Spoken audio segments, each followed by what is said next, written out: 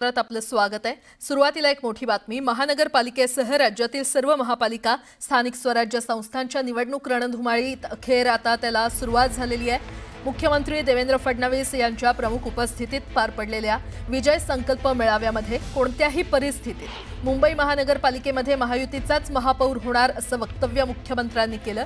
खरं तर 2017ला ही फक्त 2च कमी पडले होते आणि जिथे कमी पडतं त्याची जुळवाजुळव देखील करून झाली होती, पण फक्त एकनाथ शिंदे यांच्या शब्दाला मान देत उद्धव ठाकरे यांना महापौर बसवू दिल्याचं मुख्यमंत्र्यांनी जाहीरपणे सांगितलं। आपण मैत्री जपली, पण उद्धव ठाकरेंनी कसा घात केला हे सांगताना आता आपल्यासोबत एकनाथ शिंदे यांची खरी शिवसेना असल्याचं देवेंद्र फडणवीस यांनी सांगितलंय। पण 2017ला ज्या एकनाथ शिंदे यांच्यामुळे नवी मैत्री आणि तिथून पुढची सगळी समीकरणं जुळली, आता त्यांचीच शिवसेना ही सोबत असून सर्वात मोठं आव्हान जागा वाटप हे असणार आहे। तर महापौर महायुतीचाच हे अगदी स्पष्ट झालं असलं तरी मागच्या काही वर्षात शिवसेना शिंदे गटाकडे आलेल्या आजी-माजी नगरसेवकांचा आकडा पाहता महायुतीचं जागा वाटपाचं कोडं सहजासहजी सुटेल असं दिसत नाहीये।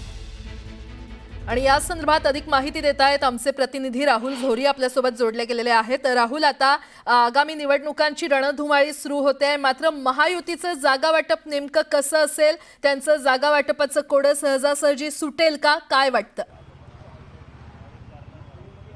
अगदी प्राजक्ता, खरं तर एक दिवसांपूर्वीच भाजपचा विजय संकल्प मेळावा पार पडला आणि त्याच दिवशी माजी मुख्यमंत्री आणि सध्याचे मुख्यमंत्री एकनाथ शिंदे यांनी आपल्या सगळ्या नगरसेवकांची बैठक घेतली।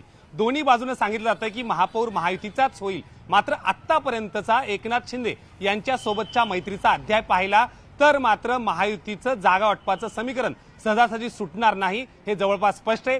लोकसभा आणि विधानसभा हे दोन उदाहरणं घ्यायची झाली तर अगदी 9 जागाच्या वर एकही जागा देणार नाही असं भाजपनं ठरवून देखील शेवटपर्यंत अगदी तिकीट वाटपाचा तिढा जो आहे तो ज्या दिवशी फॉर्म भरण्याचा अंतिम मुदत आहे त्या दिवसापर्यंत कायम राहिला आणि 1-2 नव्हे तर तब्बल 6 जागा वाढवत 15 लोकसभेच्या जागा या एकनाथ शिंदेंनी लढवल्या। विधानसभेला देखील हीच परंपरा कायम राहिली आणि 100 पेक्षा जास्त जागांवर ज्या ठिकाणी ताकद आहे किंवा ताकद नाही अशा जागा स्वतःच्या पारड्यात एकनाथ शिंदेंनी पाडून घेतल्या।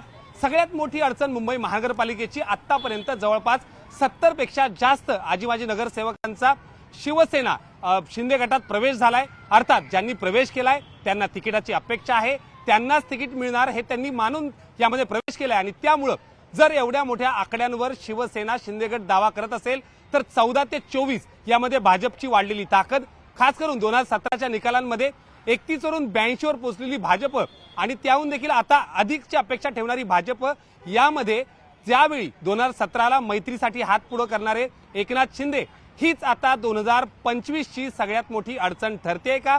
आणि ज्या पद्धतीनं वारंवार लोकसभा आणि विधानसभेचा एकंदरीत इतिहास पाहिला तर जागा वाटपामध्ये एकनाथ शिंदे ज्या पद्धतीनं ओढून ताणून करतात किंवा मुंबईत मिटलं नाही तर थेट दिल्ली गाठतात। काल अजित पवारांनी या देखील एक सूतोवाच करत की मला तिकीट वाटपासाठी दिल्लीला जायला लागत नाही आणि त्यामुळे मुंबईत जर समीकरण मिटलं नाही तर दिल्लीपर्यंत हा जागा वाटपाचा तिढा कायम राहणार का? आणि त्यामुळे एकंदरीत बघितलं तर मुंबई महानगरपालिकेवरूनच या सगळ्या जागा वाटपाची किंवा महायुतीची गणित घडतील किंवा बिघडतील अशी शक्यता या निमित्ताने दिसतेय। प्राजक्ता, राहुल, धन्यवाद या संपूर्ण माहितीसाठी, या विश्लेषणासाठी।